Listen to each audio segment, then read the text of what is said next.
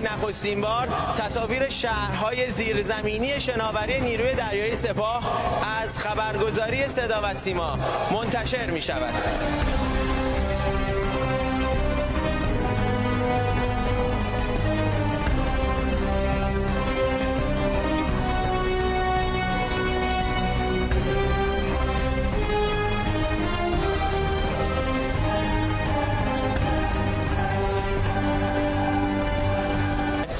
انبوهی از شناورهای تخصصی هواپیمابر آمریکاست و حالا با ارتقای سنگین روی سیستم سلاح قایق‌های ذوالفقار و موشک‌های کروزش که مسلح شده به سرهای جنگی شدیدالانفجارتر، حالا 3 قایق ذوالفقار فقط به تنهایی می‌توانند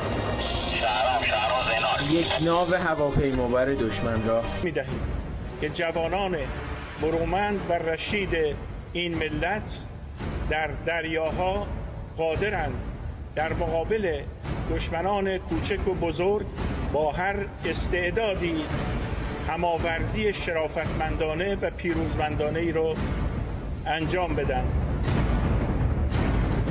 فرمانده کل سپاه در بازدید از این پایگاه زیرزمینی نیروی دریایی سپاه میگوید حالا این نیرو توانایی مقابله با تهدیدات حتی خارج از خلیج فارس را دارد. به اینجا رسیدیم.